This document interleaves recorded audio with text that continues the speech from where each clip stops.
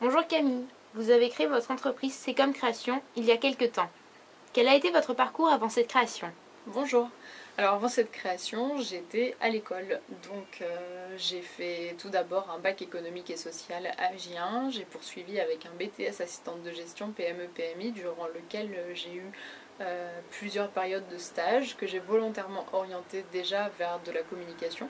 Ensuite, j'ai complété mon parcours avec une licence en communication institutionnelle corporate à Évry que j'ai obtenue en septembre 2011. Durant cette licence, j'étais en alternance au service communication de la ville de Gien, puisque la licence communication corporate et institutionnelle a pour but de travailler aussi bien avec les entreprises privées que les collectivités locales territoriales.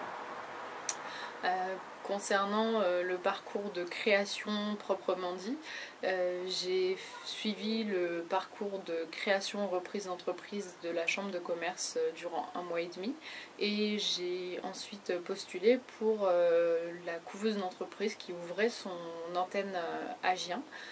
J'ai eu la chance ainsi de faire 1 an au sein de cette couveuse d'entreprise en étant suivie par Gaëlle, qui m'a beaucoup conseillé et qui m'a permis de monter mon projet et surtout de le tester en conditions réelles pendant 1 an. Et concernant vos motivations? Alors concernant les motivations, il y a un facteur, on va dire, quasi génétique, puisque mes parents sont entrepreneurs sur le Giennois depuis 1991. Mon papa a créé une entreprise de paysagisme, création et entretien de parcs et jardins. Étant née en 1989, je n'ai connu que ça. N'ayant connu que ça, il était difficile pour moi de m'imaginer salariée et la communication me tenant très à cœur, autant que ma ville qui est Gien, je n'ai jamais voulu partir. C'est comme ça que j'ai décidé de créer mon emploi avec ma propre agence de communication à Gien. Pouvez-vous nous parler de votre entreprise? Alors l'entreprise, donc agence de communication, c'est comme création. Je l'ai créée donc en juillet 2012 avec mon entrée au sein de la couveuse. J'y suis restée 1 an. À la suite de cette année de test en conditions réelles, je suis passée en auto-entrepreneur. J'ai travaillé vraiment dans les vraies conditions de l'entreprise. J'ai pu continuer à développer ma clientèle. Les activités de C'est comme Création sont très variées. On travaille avec toutes les entreprises, beaucoup de professionnels, d'entreprises privées. Ça va de la création du logo à la réalisation de la simple carte de visite, du flyer, des plaquettes professionnelles. On passe de l'impression à la sérigraphie des véhicules en partenariat avec un sérigraphe, à toute la diversification du textile, des objets publicitaires. Voilà. L'idée de C'est comme Création, c'est d'avoir une agence de communication de petite envergure, dédiée en particulier aux PME-PMI, à petite échelle, à échelle humaine, avec une réactivité et une proximité, et surtout un seul interlocuteur pour une entreprise, un patron, d'avoir au travers d'une seule personne tous les aspects que revêt la communication. La création, toutes les différentes applications qui peuvent en découler, mais aussi le conseil en stratégie de communication pour élaborer un plan de communication pour les développements et la publicité, la promotion d'une entreprise.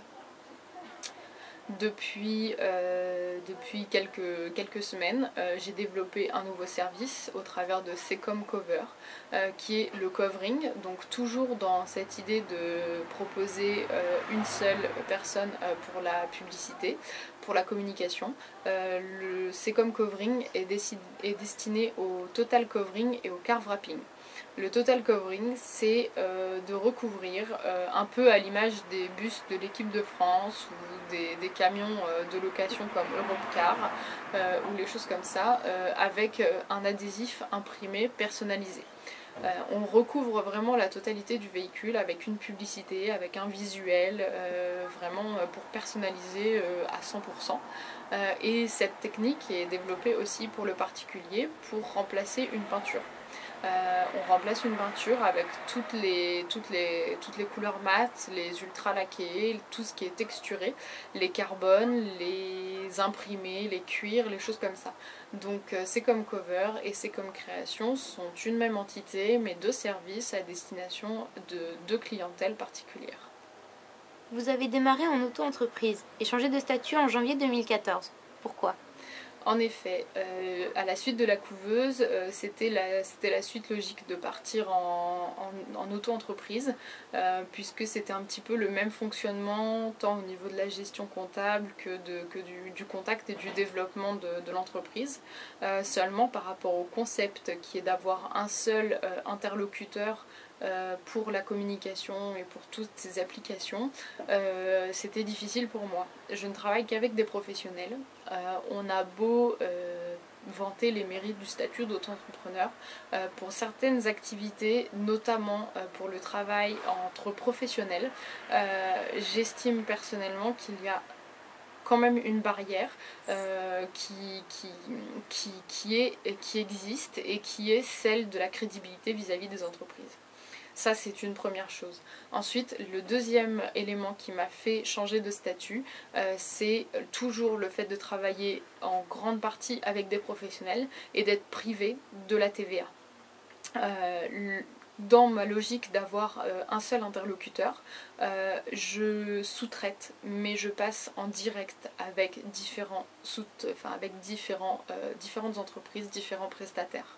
En n'ayant pas la déduction de TVA au statut d'auto-entrepreneur, j'étais soit automatiquement 20% plus cher, soit je ne gagnais rien.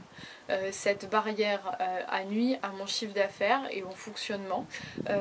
Déjà, certainement, c'est sûr au niveau du chiffre d'affaires, mais clairement au niveau du fonctionnement de l'entreprise, puisque la volonté de n'avoir qu'un seul interlocuteur s'arrêtait dès qu'on parlait de compétitivité et d'être au bon prix.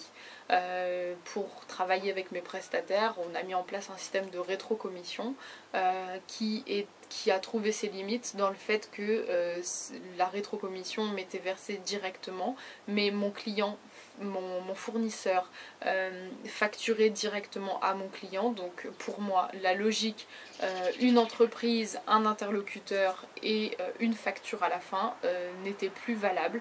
Donc comme c'était mon concept de base et c'est ça qui fait la différence par rapport aux autres entreprises qui peuvent exercer sur le local et notamment par rapport à la concurrence que j'ai en création graphique, j'ai choisi volontairement de changer de statut au 1er janvier 2014 au bénéfice de l'entreprise individuelle en nom propre.